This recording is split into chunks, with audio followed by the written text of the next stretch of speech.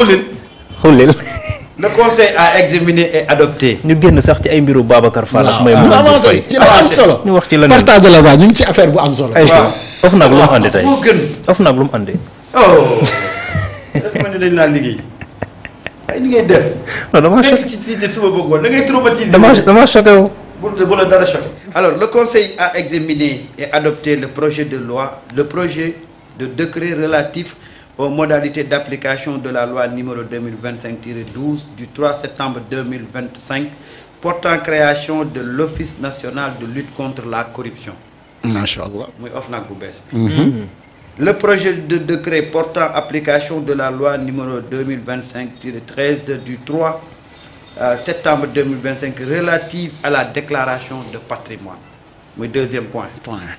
Troisième point, le projet de décret portant application de la loi numéro 2025-14 du 4 septembre 2025 portant statut de protection des lanceurs d'alerte. Oui. Boobu troisième point. Le projet de décret fixant les règles d'organisation et de fonctionnement de la Commission nationale d'accès à l'information muy CONAI. Donc ñeent yi nga xam ne jëloon nañ ko tey conseil des ministres examiné na ko adopté ko. alors donc ñu commencé ci OFNAC. jox naa la kàddu bi. alors sëñ Samba. loolu moom xam nga aujourd'hui le Sénégal est victime d'inactivité. bu OFNAC bi fi nekkoon mais enrichissement illicite corruption ak fraude. tey rapportu scientifique yëpp dafa wane ne. OFNAC li nekkoon mission mosu si def dara parce que dañu nemmeeku ne réew mi ñi ñu fiy topp tey ci domaine bi la ñu nekkoon. fraude blanchiment de capitaux. escroquerie mais également dans la corruption. enrichissement illicite. enrichissement illicite. oui. et puisque nag ñooñu dañu inactive woon waroon ñu épargner tey li ñuy dund nii. moo tax ñu gis ne kuréel googu comme mosula def liggéeyam mais bien au contraire parfois kuréel gi dañ ko joxoon doole ju nga xamante ni mën na dem sax ba protéger sàcc wi. maanaam waa ji sàcc mais bu fekkee ni dem na gisee ak waa OFNAC mu transiger c'est fini kooku moom dossier boobu lem nañ ko sànni nele bi maanaam waa ji sàcc lu tolloog 100 milliards mu dem OFNAC bu njëkk ba de mu transiger lu tolloog 10 millions wala 10 milliards moom moo xam ci somme bu muy déggoog rek ak président OFNAC ba woon mais dossier boobu dañ lay wax ne jeex na banta freñ kenn mënatu ci def dara loolu forme de mais c'était pas pour lutter contre la corruption mais encourager la corruption l'enrichissement illicite ak même fraude blanchiment de capitaux aujourd'hui nag les rapports de scientifique bi mu ñëwee dafa wane que ni dëgg-dëgg réew mi li nga xamante ni moom la ñu waxoon ne dañ ko fi teg OFNAC muy kuréel guy xeex fraude ak blanchiment de capitaux ak enrichissement illicite mais yoon mosul jaar yoon mosul def liggéeyam. oui. et loolu rapport scientifique moom moo ko wane parce que rapport scientifique bi mu ñëwee dafa gis ay transactions suspectes yu bëri ci ay nit yu nga xamante ni véritablement bu yoon bi jaar dëkk bi jaaroon yoon rek mais transaction yooyu noonu moom waruñ ko mës a am. mais ana kan moo liggéeyul donc OFNAC boobu moom moo liggéeyul. léegi nag joyanti dafa war a am ñeel kuréel googu moo tax les nouvelles autorités bi ñu ñëwee. xam ne liy gàllankoor le développement de ce pays là mu ngi. nekk ci enrichissement illicite blanchiment de capitaux escroquerie sur les deniers publics ak escroquerie jëmale ci fànn bu mu mën ci doon. moo taxoon nga gis le député Guy Marius Sagna di wax ne même la corruption routière ak yeneen yu mel noonu xam nga def na ci ab. projet de loi pour dugal ko à l'Assemblée nationale.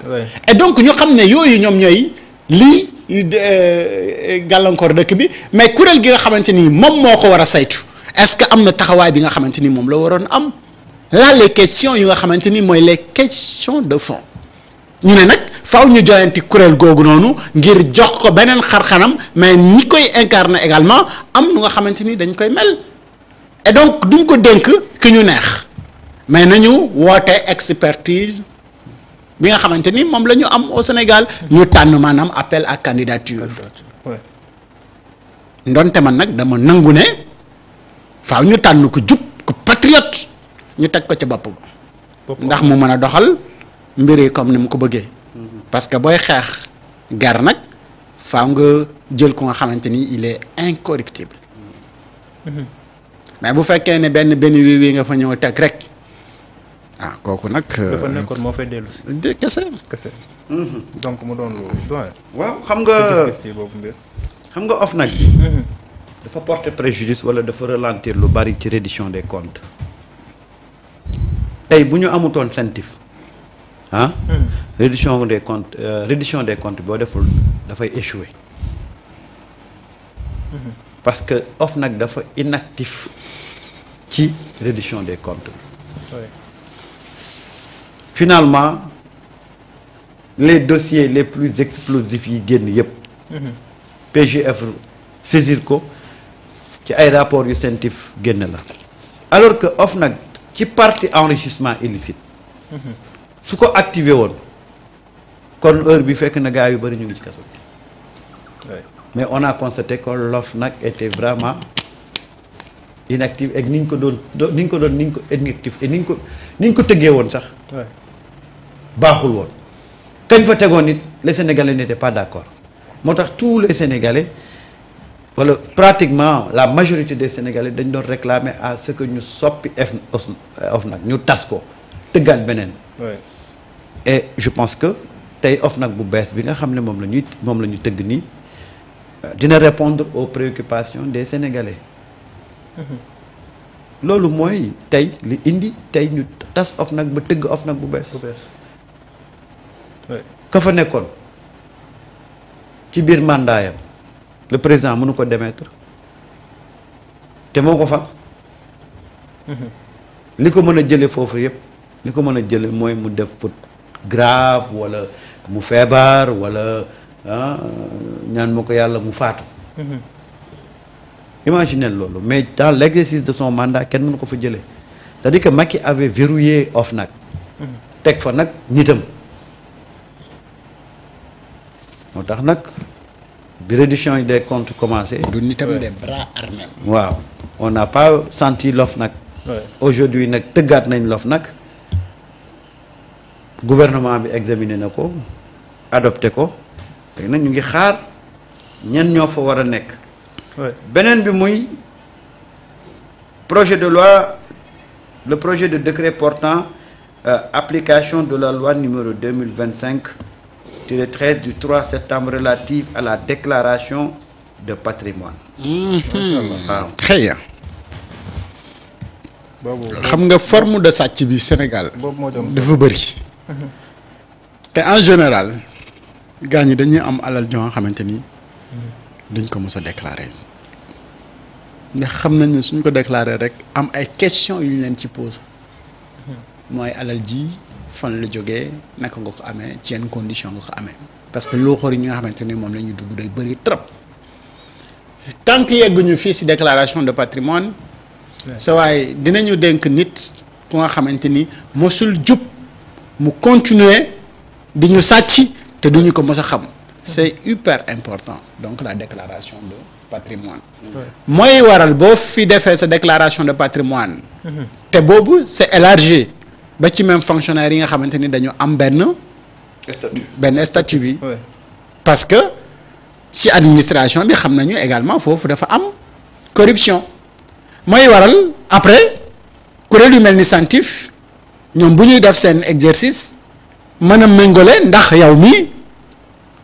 sa am-am li nga déclaré woon ak ci diggante bi salaire bi nga xamante ni moom nga fi am ak sa am-am ni mu yokkoon ni ak sa train de vie bi nga mëne est-ce que lu méngoo la wala lu méngoowul bu amee une différence tu seras obligé donc de justifier provenance su xaalis boobu loolu moom mooy tax ñu xeex li nga xamante ni moom mooy guerre ci li nga xamante ni moom mooy dans l'administration donc ay ndogal yu mel nii mais moom moo am solo yii la ñu war a waxtaanee bàyyi ab dawkat bu nga xamante ni mu ngi daw làqutu ci France nag wax dëgg fa na yàlla et foofu foofu je pense que ce qu'il faut vraiment le travail qu'il faut faire c'est que bizarrement oui. Macky bi muy jóge bi muy ñëw ci nguur gi dafa def déclaration de patrimoine bi muy dem defu ko wax nañu ne am na 8 milliards bi muy dugg. waaw bi muy dugg doon te 8 milliards yooyu. waaw ñi seen xel baax yépp nee nañu 8 milliards yooyu moom góor gi Sall. kenn xamul fu ko jëlee. mais xam nga la moo ci grave na ko mën a amee. yow ngay dugg nga def ko waaw booy génn doo ko def waaw normalement. même en 2019 il devait le faire parce que dañ ko fal premier mandat muy faluwaat mandat bu bees mais il l'a pas fait effectivement. Ouais. à quoi ça sert booy dugg nga def sa déclaration de patrimoine booy génn doo ko def parce que OFNAC bi fi nekkoon ñoo sérieux. non c'est-à-dire que man ce que je peux pas comprendre parce que li tax defuñu woon seen li tax sax xanaa xamoo ne li tax déclaration de patrimoine di am njëriñ mooy que booy dugg ñu xayma ne lii nga yor booy génn ñu xayma ne lii la yor bi mu defee ay années ci pouvoir bi su ko defee danañ mën a nag xool ndax sàcc nga luubal nga wala sàccoo. mais bu fekkee ne yow booy génn defoo ko la nga ba ngay dugg rek nga ñu jox waaw waaye loolu kon ban njëriñ la déclaration de patrimoine boobu am amul njëriñ. amul njëriñ parce que la finalité c'est après des mandats ou un mandat qu'on puisse savoir sa patrimoine ni mu toll. nu mu toll et à partir de sa patrimoine ni mu toll booy génn ci lañ mën a xam ndax lii normal na wala normalul et puis après ñu càmbar mais si on a aucune idée ci yow ba ngay génn lan nga yóbbaale mais qu'est-ce qu'on va faire avec yow sa patrimoine bi nga déclaré woon bi ngay dugg oui. c'est ça un peu ensuite lan la ñu disposer tey pour mun a xam véritablement le patrimoine que le celui qui est appelé à faire sa déclaration patrimoine bi muy wax ban mekk outil lañ am pour méngale ko ne réalité la quoi lu am la c'est licite c'est avéré prouver sa fortune. booy génne également yooyu yëpp dañ ko war a renforcer mécanisme yooyu am na peut-être que les gens defuñu ci rigueur bi war c'est pourquoi c'est important et le fait que ñu élargir ko à des fonctionnaires c'est ça également c'est important parce que nag ñun jusqu'ici on pensait que y avait que les politiciens qui jouaient avec leur patrimoine alors que mais tey am na ñu yaakaarul. des gens de l'administration s'ils te disent leur patrimoine par rapport ak niveau bi ñu nekk il y a quoi quand même se poser des questions et par souci de transparence moi je pense que le fait que ñu élargir ko ben écoute c'est un contrôle de plus oui. et peut-être que dana bokk ci li xeex ak yenn phénomènes yi nga xam ne ñooy gangréner suñu réew mi c'est très important oui. donc man daal buy kii dugg bu waxee li mu am buy génn nga wax li mu am rek. waaw bu ko defee ñu xool ci diggante bi lan la yokk ak lan la. waaw beneen projet de loi bi ñu ne la le projet de décret portant application de la loi numéro 2025-14 du 4 septembre portant statut